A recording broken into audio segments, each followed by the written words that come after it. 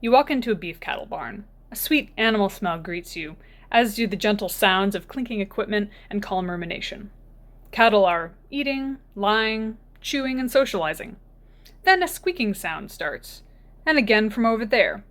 It sounds like the rhythmic rubbing of a wet hand on a water balloon. Not exactly fitting for this environment. But the source, coming from all around you, is the cows themselves, rubbing their noses on the rim of their water troughs, over and over, sometimes flicking water into the air or splashing it with forceful lapping. This nose-rubbing behavior has barely been reported in the scientific literature or by people who work with beef cattle daily. What is it, and why do they do it? This abnormal, repetitive behavior could appear for several reasons. One type of this behavior, called a stereotypy, which we see in cribbing horses or route-tracing wolves at a zoo, is caused by frustration, a failure to cope with a challenging environment, or brain dysfunction. Cattle do perform stereotypies, with a particular penchant for oral ones, when provided insufficient housing or insufficient diets. This is seen as tongue rolling, sucking on a neighbor, or repeatedly licking bars. The nose-rubbing behavior could also be caused by superstitious learning. Cows learning a behavior from others, but with an unclear or misattributed connection between the action itself and the outcome. It's like always using one particular power outlet because you feel that it just charges better than the rest.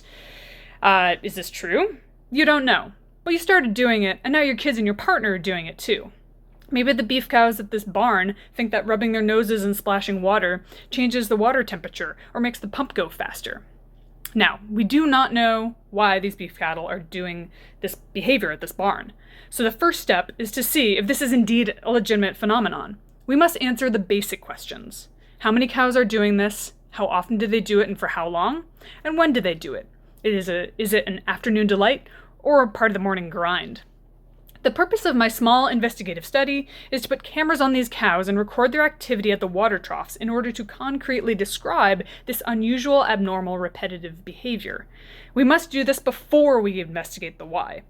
Based on the data collected over several weeks from hundreds of cows, we can see if a significant number of them are indeed performing this behavior and clarify characteristics that can point us in the direction for future investigations into the why. The hope is that describing this behavior reveals something that may or may not be a concern, but if so, presents the opportunity to make husbandry adjustments to continue to improve the welfare of the beef cattle that live in our barns.